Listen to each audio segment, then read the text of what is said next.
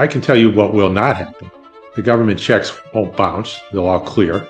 It won't drive up interest rates. Only the Fed does that, and they vote on it at every meeting. And if they vote lower rates, like President Trump's asking, the rates will go down, no matter what the deficit is. Okay, so there won't be a funding problem, there won't be a solvency problem, the government won't go broke. The U.S. budget deficit hit a record high of $840 billion over the past 4 months. The Congressional Budget Office is now projecting that the budget deficit for 2025 will be 6.2% of GDP, more than twice the 3% level that the Treasury Secretary Scott Bessent is aiming for. Now, organizations like the IMF have warned about rising debt levels and their potential to trigger a financial crisis, but my next guest says that this is not a major concern, potentially, and that deficits may even be a good thing for the economy. We're going to find out why. I'm joined by Warren Mosler, who is an economist and leading advocate and proponent of modern monetary theory and one of the founders of this movement. He helped develop it, and he was one of the first to write about it and bring it to the attention of the academic community. He's the author of several books, including The Seven Deadly Innocent Frauds of Economic Policy, and his contributions to economics has earned him an honorary doctorate from the Franklin University, Switzerland. He currently runs and operates Valence Company, and it's just a great pleasure to meet you, Warren. Good to have you on the show. Good to be here. Thank you for that introduction. By the way, offline, we were talking about how you also was a founder of an excellent motor sports company and an automobile company. Right. I'm a big car fan guy. People should look up Mosler cars. They're beautiful cars, but that's not the point of the discussion. We're talking about economics. But I do want to play for you this clip by Margaret Thatcher, and I just want to get you to respond to this clip, Warren, because I know you have a different philosophy on economics. So I'm curious to see how you would respond to this. Take a listen, please. Mr. President, one of the great debates of our time is about how much of your money should be spent by the state and how much you should keep to spend on your family. Let us never forget this fundamental truth. The state has no source of money other than the money people earn themselves. If the state wishes to spend more, it can do so only by borrowing your savings or by taxing you more. And it's no good thinking that someone else will pay. That someone else is you. There is no such thing as public money. There is only taxpayers' money. What is your response to that? I saw that first time around, so I'm dating myself a little bit when she first said it. But it's, look, I'm what you call insider in monetary operations. I used to visit the Fed regularly. I worked on the money desk at Bankers Trust, a primary dealer. And everybody in monetary operations knows one simple fact, and that is the funds to pay taxes come from the government. They don't come from the private sector unless they're counterfeit. And she's just got it backwards.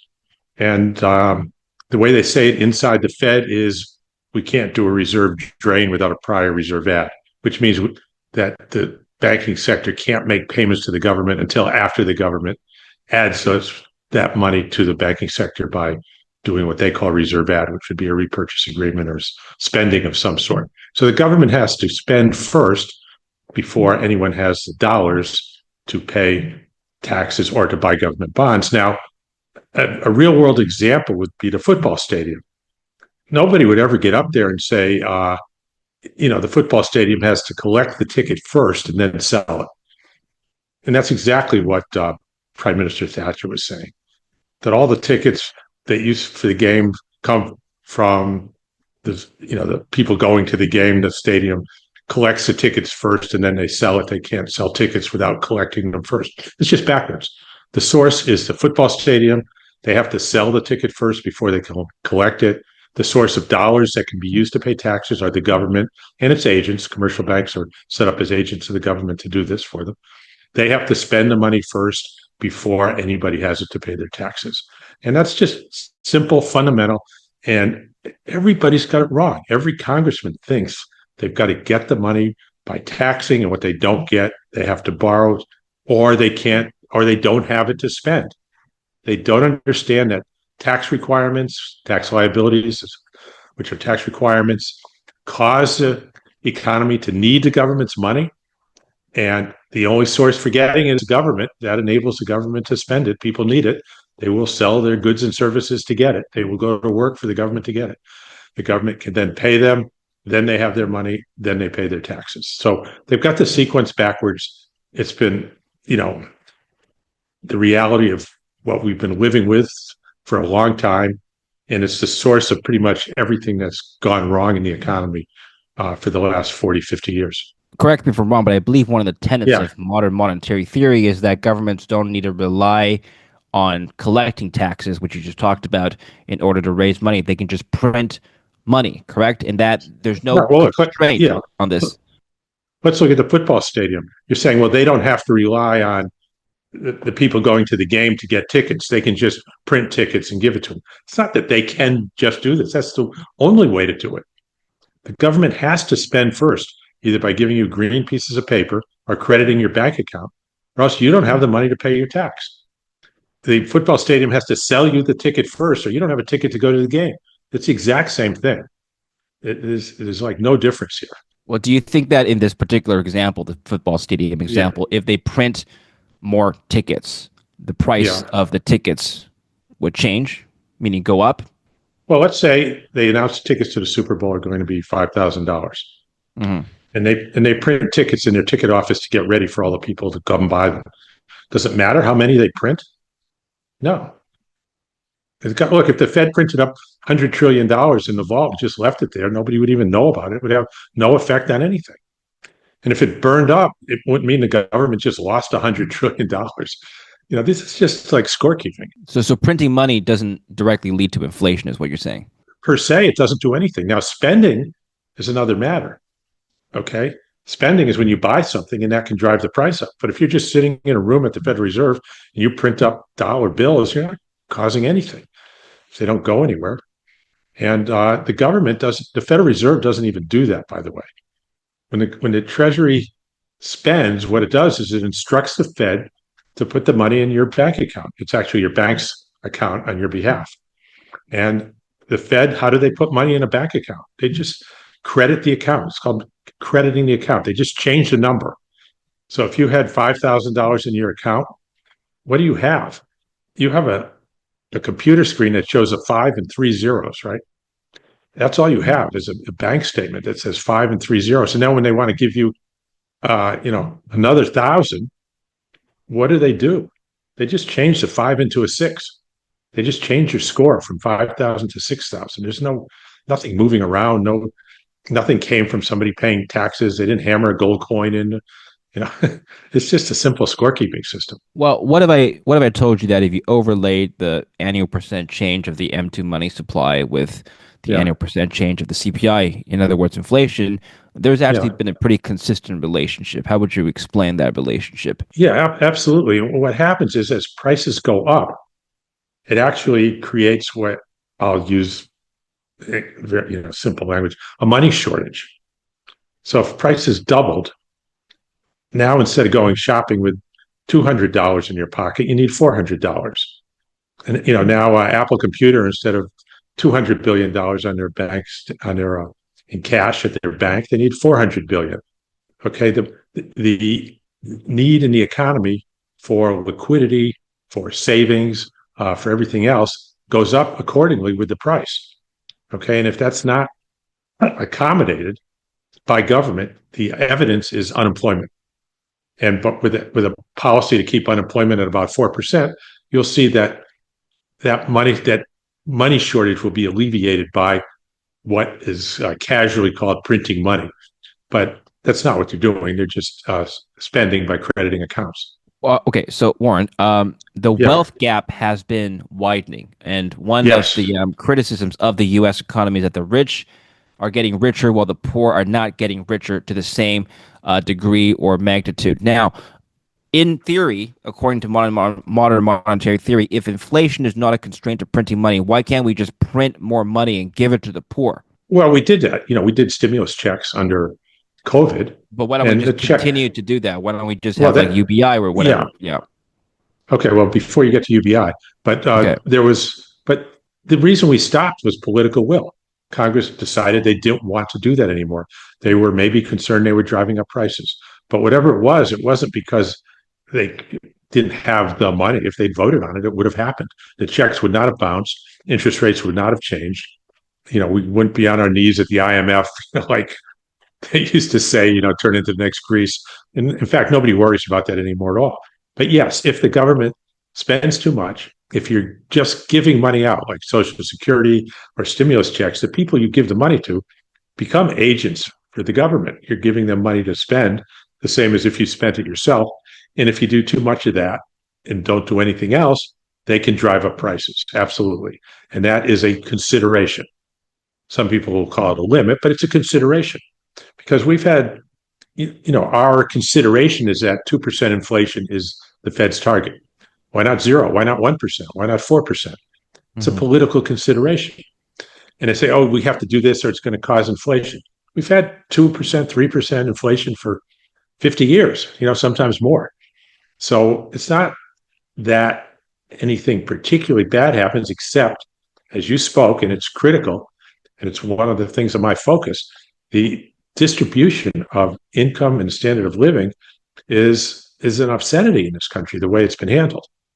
And so I completely agree with you that there are distributional effects of how government implements policy. And what they've been doing, I've called it a crime against humanity. Okay, so I completely agree with you that that's been a serious problem. And you could argue it's what brought President Trump into the White House. Okay, because of the way the previous administrations had handled that issue. Okay, so let's come back to the wealth gap issue in just a minute, because I am curious as to how MMT would go about solving that particular issue. So, as I mentioned in the beginning of the interview... Well, wait a minute. Let me just stop you right here. Sure. MMT is a framework to analyze the issue. It's not something you do to stop it. Once you understand the issue, once you understand the framework, then you can have policies, informed policies. And that's what I hope I'll be able to show you, some policies informed by a proper understanding of monetary operations. Sure. Yeah. The solutions under that framework. So the budget deficit, as I mentioned, has been rising. Some economists argue that a rising deficit past a certain point would lead to a financial crisis. Debt service costs would become too high, unaffordable, unsustainable. Are you worried about a rising budget deficit becoming excessive right now? Okay. So when they say that, they don't say exactly what bad thing is going to happen. I can tell you what will not happen. The government checks won't bounce. They'll all clear. It won't drive up interest rates. Only the Fed does that, and they vote on it at every meeting. And if they vote lower rates, like President Trump's asking, the rates will go down, no matter what the deficit is. Okay, so there won't be a funding problem. There won't be a solvency problem. The government won't go broke. They can drive up prices under the current framework if they by spending money. Now, the deficit itself is the residual. It's an accounting residual, it's called. It's the number that is recorded by the accountants after the spending has already taken place.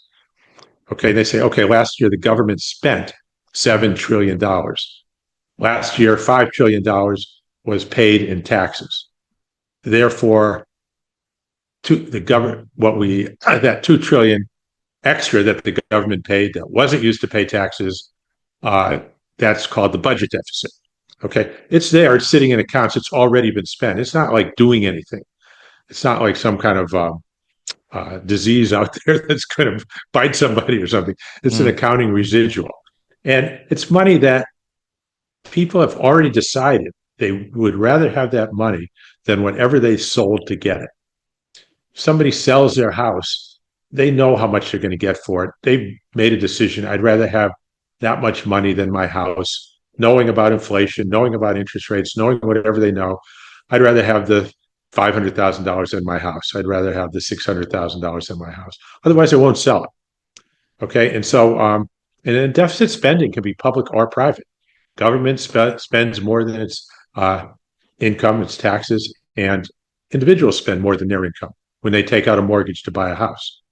So all deficit spending is what sits in accounts that we call savings, is someone's savings, and that whoever's holding those savings had made the decision that they'd rather have that than whatever they sold. You've never seen anybody says, man, I got stuck with all this money. I have to sell they forced me to sell their house and save the money.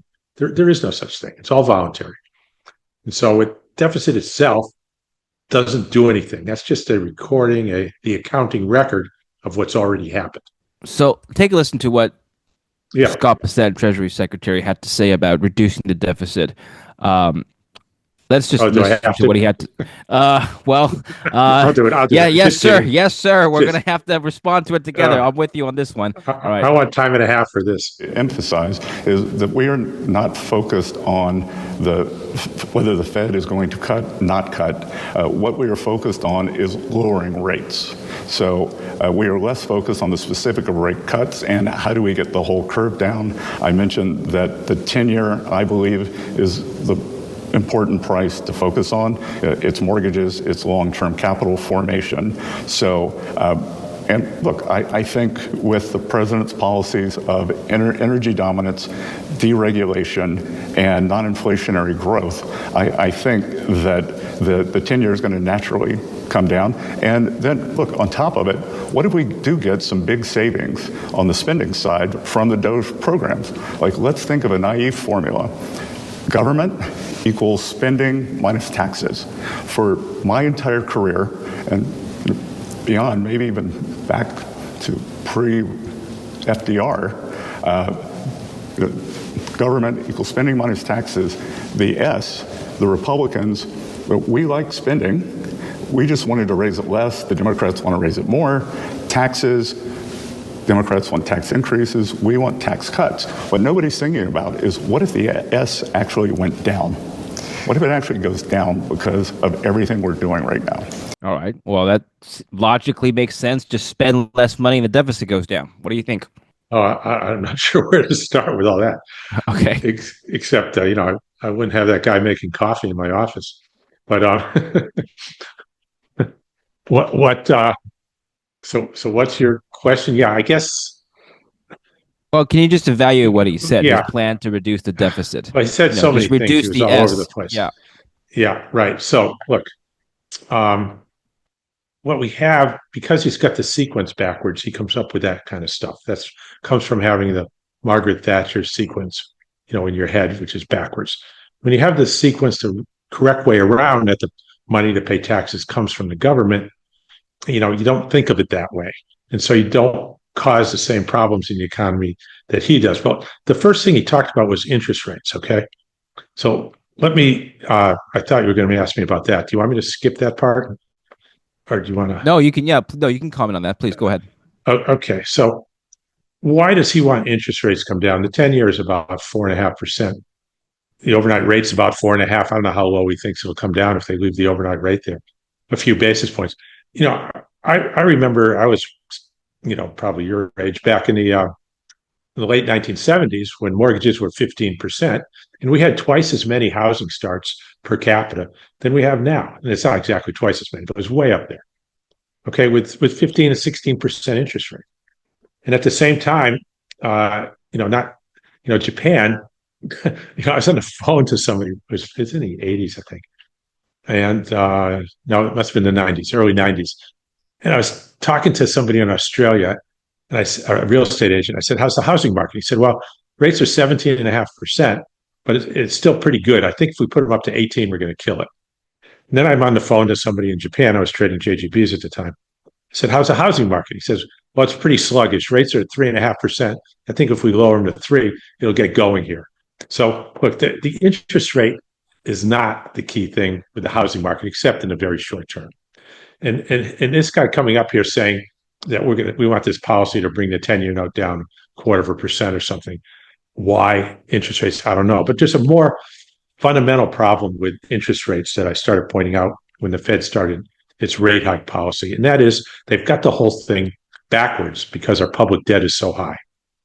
All right, what that means is when they raise rates, they're actually making the economy stronger. When they lower rates, they're actually making the economy weaker, which is exactly what's happened for the last 3 years. As they raised rates, the economy got stronger, unemployment came down, and they couldn't figure it out. Their forecasts were wrong time and time again.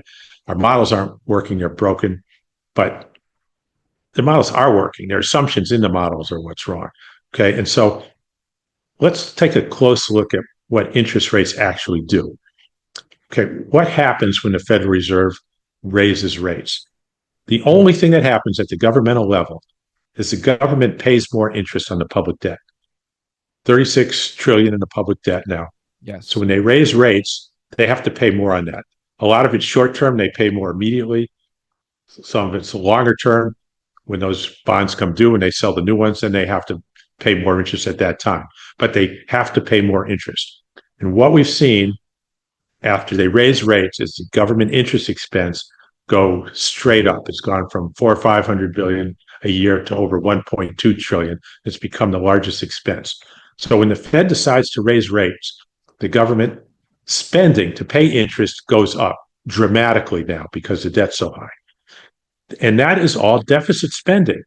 They don't raise rates and then put a tax in place to pay for the interest. They just plain old raise rates. And so deficit spending goes up. So if you look at today's deficit spending of 1.8 trillion annualized, I think it was, 1.2 trillion this year is going to be interest expense. That's like 60% of it or something is interest expense that the Federal Reserve created by raising rates. So more than half of the deficit spending today that is causing the potential inflation problem and is supporting prices and is keeping unemployment low, by the way, is the deficit spending created by the interest rate hikes. And lowering interest rates would take away that deficit spending. So if you want to cut, if they ask me, how would I cut deficit spending over the next 10 years? I'd say go to a permanent zero rate policy like we had for 7 or 8 years under Chairman Bernanke. I'll cut $10 trillion in interest expense right there. The rates go down, the government stops paying it. But you've never even heard that discussed, right, as a possibility. And that's the largest source right now of the deficit. It's not even being discussed. All right, so here's the problem with it.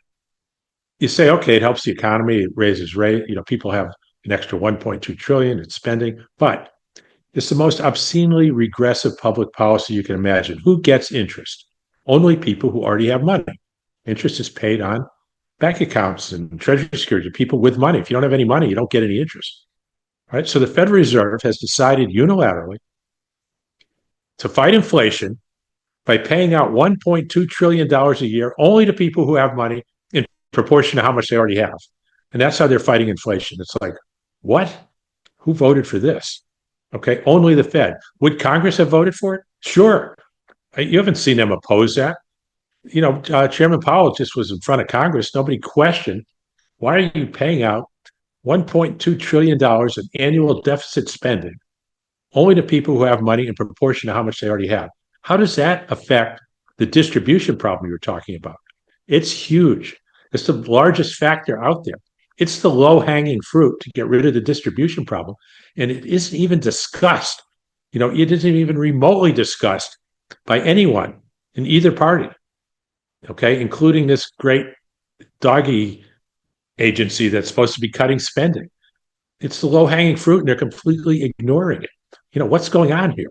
The interest expense thing that you brought up, okay, it is a kind of a problem for some people in the sense that, first of all, it's over $1 trillion now. It's over. It's exceeded the defense spending. So, do you think, Warren, at some point that expenses on interest payments will be so high that it would possibly force the government to go bankrupt in some way? Okay, so the government spends by instructing the Treasury spends by instructing the Federal Reserve to credit the account. So when interest comes due, they tell the Fed to change the number, and whoever has $1 million in Treasury securities to $1,050,000 because that's their interest payment. And the Fed changes the number. Okay, how can they not be able to do that? What, are they going to get an electric shock or something if they try and change the number? Can you say if the score gets too high in the football game, could the stadium not be able to award the extra points? It's not an applicable question to the monetary operations that we have, to the monetary system we have. It doesn't, it's not even remotely applicable to what's going on. I heard President Reagan say if it ever got to 90 billion, we're all doomed. It's 36 trillion and we're not all doomed because they just keep crediting accounts. And you say, and that's the only way to do it. And it's the way it's always been done. Well, They then spend money by theoretically, changing numbers. why have Yeah. a debt ceiling? What's the Yeah, point of a debt ceiling? it makes no sense. The first Congress authorizes the spending, which causes spending to exceed taxes. And then they've decided that they can't actually spend unless they further agree to let spending exceed taxes. So they vote on the same thing twice. So the first time they vote on it and approve it, the second time they vote on it, and because a minority can hold it up, they demand all these concessions in order to get it through. It's complete nonsense. No other country does this. Nobody would ever do it in their own personal accounts or anything. It's political theater, and it's disruptive, and it's shouldn't be there. Should there be a hard debt ceiling that's actually respected in theory? Why? I mean, I don't see why. If Congress wants to spend more than they tax, it's the same people who will vote on the debt ceiling. They just do both. There's no numerical limit. It's up to the will of Congress. If the Congress has the will to do one, obviously they have the will to do the other. It's the same thing. There's no Well, difference. If you is there any downside to increasing the debt to GDP then? At some point, does it okay, well become this is problematic? yeah, the debt ceiling and the debt to GDP. Your questions are slightly different here. Okay. Now, if you are at a zero interest rate policy, where like Japan has been for 30 years, and like the U.S. and Europe were for about 10 years each, then the debt to GDP doesn't matter because you're not paying any interest on the excess money that's been spent. It's just sitting in accounts at the Fed called Treasury securities that earn zero. And no matter what the debt to GDP is, that number will earn zero. However, if you go to raise rates, then you've got to pay interest on all that. Then the size does make a big difference. So today, Japan is talking about raising rates. Their debt to GDP is 260%. A lot of it's intergovernmental. It's probably 160 or 170, held by the public. And if they raise rates, that's going to increase their deficit spending and their pressure on the economy, the financial pressure, by a lot because they're paying it on so many, trillions of yen outstanding. If you have another country where the debt to GDP is much smaller, then when you raise rates, it doesn't make that much difference. The U.S. used to be 35%, where raising rates didn't make that much difference. Today, at 100% held by the public, 115 or 20% total, it makes a big difference.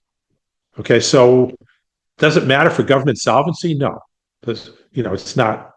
The only thing it matters for is how much increasing interest rates will affect deficit spending. And if you're going to leave rates at zero, which I'll argue is the base case for analysis, and there's really no reason not to ever, then it doesn't matter at all. The debt to GDP doesn't matter for that purpose at all.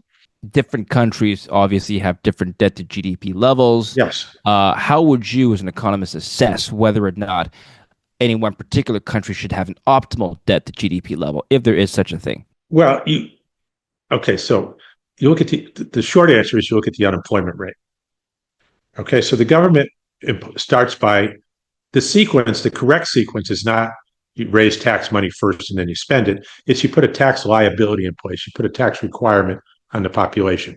Now, we use income taxes, which I'm categorically against for other reasons. But for this example, I'm just going to use a property tax so that you can follow the logic more easily. But it works out the same if you work through an income tax as well, with an imputed tax on income that's unreported. But anyway, so let's say we put a property tax on everybody's house to get the ball rolling. You now have a population that needs however many dollars that is, and it has nowhere to get them except from the government. And so now you have a population that's looking for work that pays in dollars, or else they're going to lose their house. And let me give you a real world example of where this happened. So when the Europeans went into Africa, they wanted people in these villages where there wasn't any money, they weren't monetized, to work in coffee plantations, let's say, for example. So what they did was they put a tax on everybody's house in this script that they just dreamed up for this purpose. And they said, okay, everybody owes a tax of so many, script, so many, let's call it the crown, so many crown per month. And if you don't pay it, we've got the military here, we're going to burn your house down. It was called the hut tax. You could look up hut taxes, online, and it'll show you how it worked in colonial Africa. And so they put a tax on everybody's hut. And that created a population that suddenly needs these crown, are they going to get their house burned down? And so they said, well, what do we have to do to get them? They said, oh, come down to the plantation and grow coffee for us, and we'll pay you so many crown a day to grow your coffee. And people would come down to the plantation, they'd work all day, they get paid, and then they had enough money to pay their hut tax and not have their house burned down. Okay, and that's the sequence. First, there's a tax requirement that creates people looking for paid work. We call that unemployment. Mm-hmm. So, what I've said, and it's been a contribution to the history of thought and how you think of taxation, that the purpose of taxation in the first instance is to create unemployment. And in fact, it's actually the only source of unemployment when you under close examination. So the purpose of taxes, tax liabilities, tax requirements, we're not talking about tax payments here, but the tax requirement is to create unemployment, people looking for paid work. Why? Why would the government create unemployment? For the further purpose of hiring those people to serve the government, in this case, on the coffee plantation. In our case, it would be the military or the public education or the legal system or whatever. So the British, the French, they put a tax on everybody's house. People that creates unemployment. Those people would show up at the plantation. They would then get paid. Okay. And then the last step is they would pay their tax. Okay. And that is the actual sequence. And so if people, why did they go to work in the plantation? To earn crown. What could they possibly do with those crown collectively as an economy? Only one of two things. They can either pay the tax or save them, hold them. So if they got paid 100 crown and they only had 10 crown tax bill, they'd pay 10 and they'd have the other 90. Did they want those other 90? Apparently. Why would they, go sweat in the coffee plantation to earn them if they didn't want to have them, right? So people go to work for only two possible reasons. Collectively, as the economy, okay? Money the government pays, money the French and British paid, the crowns, were either used to pay taxes or they were not used to pay taxes and retained as savings of some sort. Cash in somebody's pocket, change in a business or something like that. Did the entire population go to work? No, only a portion of it did.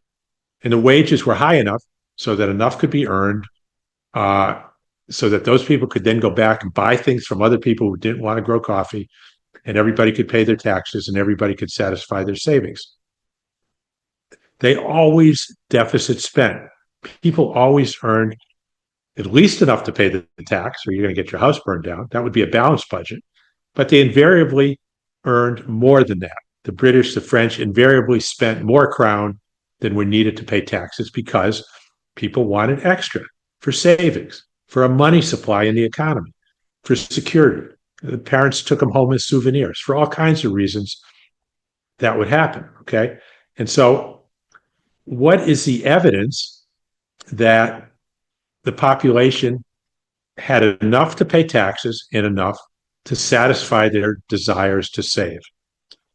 It just, they weren't showing up anymore for work. There were no unemployed. If anybody was unemployed looking for work, they could run down to the coffee farm and earn it. Okay, so So unemployment is the evidence that the government hasn't spent enough to cover the need to pay taxes and the desire to save. Otherwise, there is no unemployment.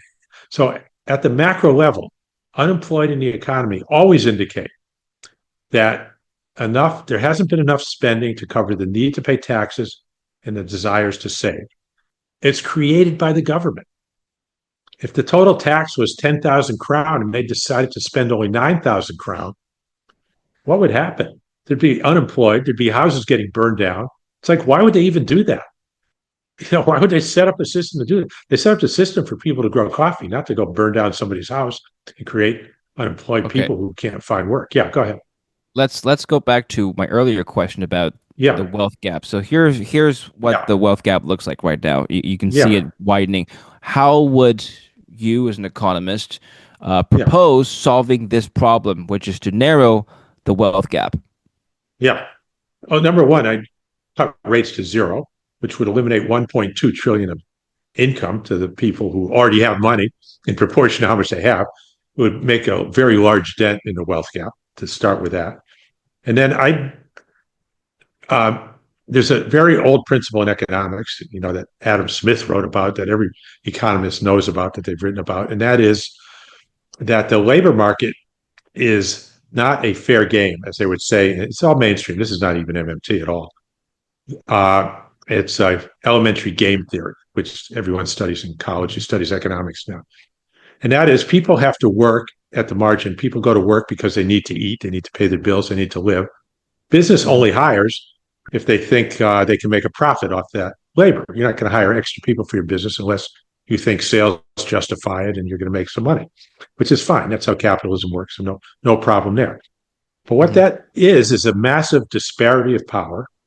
It means even if you're the last person looking for work and somebody offers you a job, if you don't take it, your family's going to starve. Okay. And so you don't have extra bargaining power because unemployment's low. There is no such thing.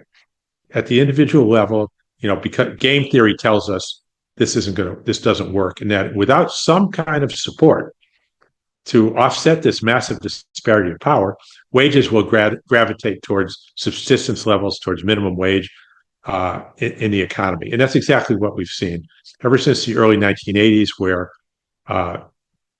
international competition opened up, businesses lost their pricing power, unions lost their bargaining power, labor lost any semblance of support. Gradually, it took about 8 or 10 years. You can see in the numbers that the wage share of the economy has dropped, profits have gone up.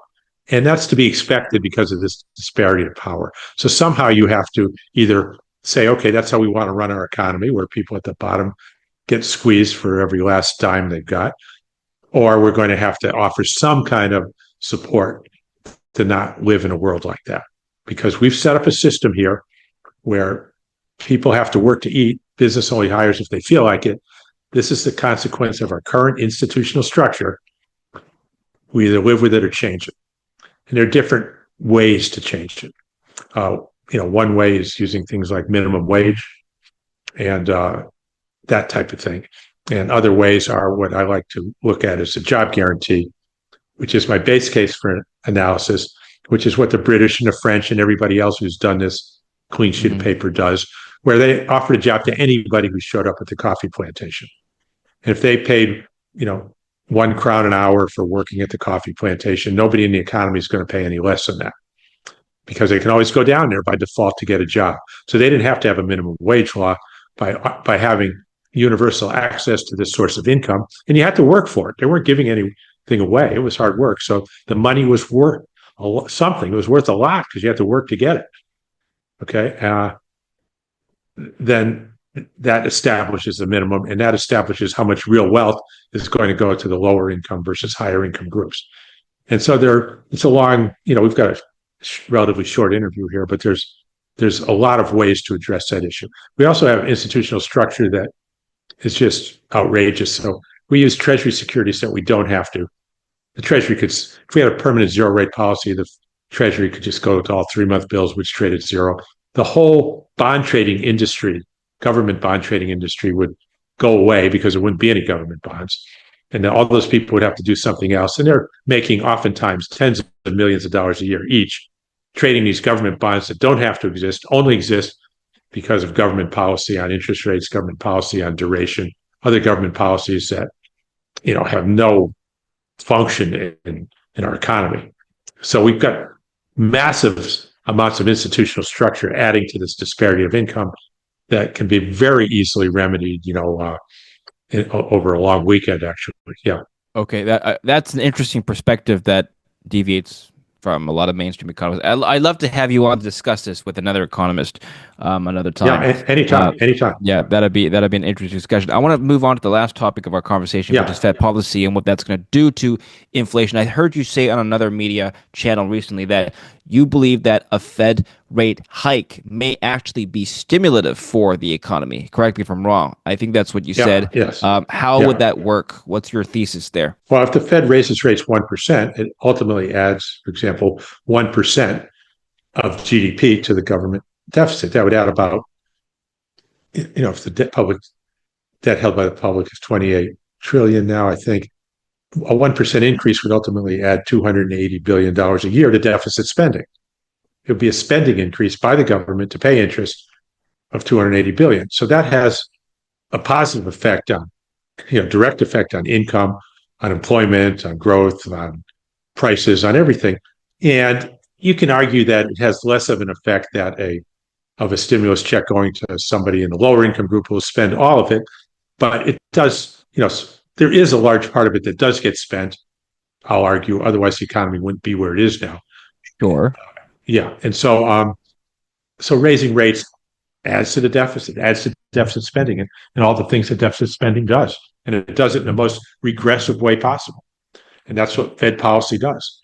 Isn't raising rates also curtail Yeah. consumer spending, thus making it the opposite of stimulative? If you look at consumer spending over the last 3 years since they started raising rates, it's been growing at an extremely high rate, and in defiance of all their forecasts for it to go down for the reasons you've talked about. What you're saying is a parroting of mainstream theory, which was developed when debt to GDP was much lower, and the interest expense effect would have been very much smaller, maybe a third than what it is now, and it would have been minimal. But now it's a major effect. We're in a different world now post COVID. What do you think would happen then if we have the opposite of a Fed rate hike, which is a Fed cut, which is what they're kind of doing right now? Could the opposite view apply? Yeah. That would have a depressing effect on the economy that would have to be offset by a spending cut, by a tax cut, or a spending increase. So depending on your political persuasion, you might opt for tax cuts or an increase in public services. So that's what would happen. We would need an offset in that direction. Generally speaking, then, let's just finish off on the budget deficit. Generally speaking, would you be more of a proponent of cutting spending or raising taxes in order to shore up the budget deficit? Well, it's not to shore up the budget deficit. It's to support the kind of economy we want. So right now, the budget deficit's at more or less a level that's coincident with the kind of economy we want at the macro level. The distribution's horrible. But at the macro level, we have low unemployment. We have 3% real growth. That's kind of where we want it. So that tells us that the budget deficit is approximately equal to savings desires at this point in time. That could change at any minute. We might need to adjust it. But right now, and for the last year, you could say it's been roughly in line. Let's call it neutral right now at 6% of GDP. So I would opt for a major spending cut by cutting interest rates to zero. That's a 1.2 trillion spending cut annually. That's the largest spending cut in the history of the world. Okay. And which nobody's even looking at. The people want to cut spending. They're looking to cut student loans or something. I don't know, but they can cut 1.2 trillion. And instead they're cutting cancer research of 100 million to make sure we don't get our medication. Anyway, I don't want to get too cynical here, but so I would cut that. Now that would mean we would have to have a spending increase somewhere to offset that, or lower taxes to offset that. So if I cut interest rates to zero, we could lower taxes. I would start with a regressive tax if I had to lower taxes. I might lower FICA tax that we're charging on Social Security, because that's a very regressive tax, very punishing tax for lower income groups. So I would start by eliminating that tax. If the economy weakened because of the interest rate cut, I'd wait to see how the economy does. I wouldn't wait too long. If I saw any sign of weakness, I would start. And I had to cut a tax. To me, that's an obvious target. There are other regressive taxes out there that I would consider cutting as well. But again, I've only got about 10 minutes here, so I'll just leave it with a short answer. In the last couple of minutes, I'm actually going to talk about some of your other ventures. This is a great discussion on economics. I'm just really curious because I'm a car guy, and you had a car company. What was it like running a car company? Did you enjoy being head of Mosler Automotive more versus an economist? And I'll just put a picture of a car that your company has produced. This is the MT900, just a beautiful machine built in the 2000s. I believe George Lucas took delivery of one of those. But he took the first one. It was in Darth Vader black, and I believe he still has it. I think he had a 10 or 12-year-old son who said, "Dad, you got to get me that car. You got to buy that car." So he bought that one.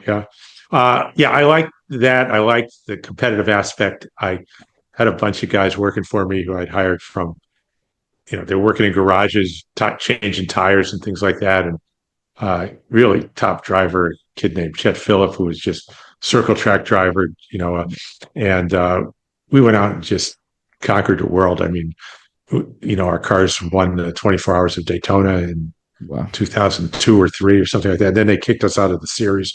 We won the Supercar series, got kicked out of that. We won the One Lap of America Car and Driver 3 times, got kicked out. We won Nelson Ledges race, got kicked out. And, in Europe, Martin Short was my, not the comedian, but the race driver. Mm-hmm. He took over Mosler Europe, and he dominated in British GT and Spanish GT, and got kicked out and penalized and everything else. So I enjoyed it from that. Unfortunately, I couldn't sell enough cars to pay for it. So it was a money loser. And after moving to St. Croix in 2003, where I wasn't near the shop and able to do it hands-on, I lost interest in not being able to just do it one-on-one. What was the company for you? What was it? Was a passion project or something else? It was. I always had a car disease as a kid, but I truly thought I could make money doing it because I thought we had a car that would be attractive to people and that they'd want to buy, and it just didn't work out that way. And total sales over those years were maybe 50 or 60 cars, so it just weren't enough buyers. And I didn't have the celebrity status or the connections that it took to get those cars sold.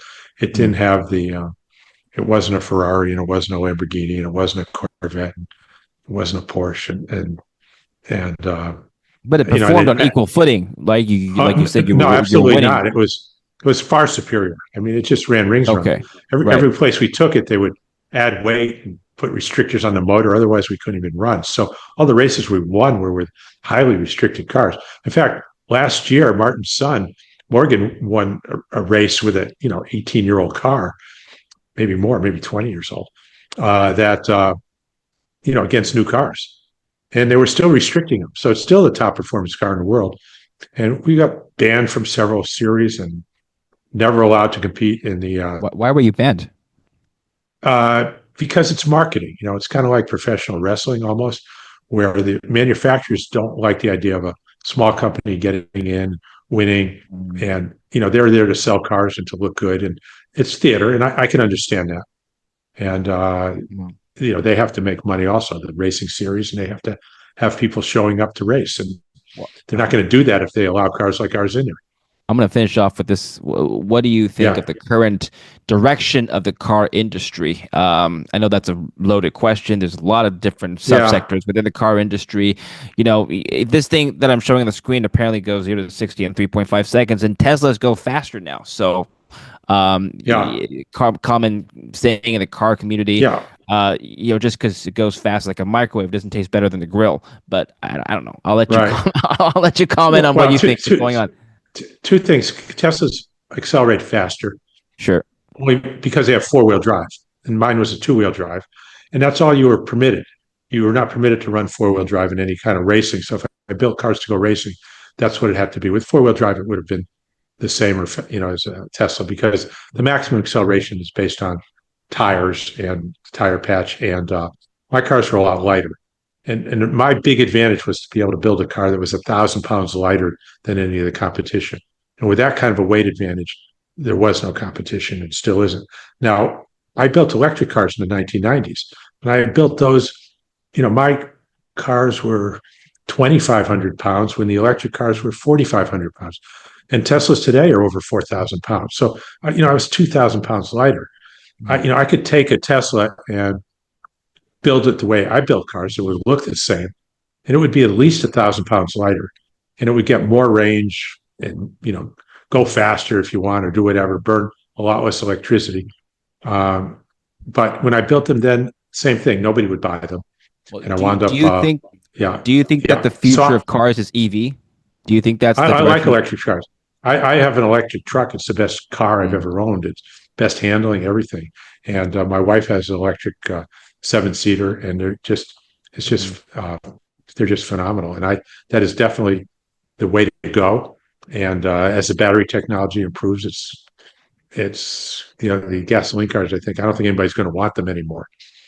So, and battery costs have already come down from, like, I don't know, $400 to $100 a kilowatt or something like that. It's just going to keep going in that direction. So yeah, that's the way to go. And that's what's going to happen, I believe.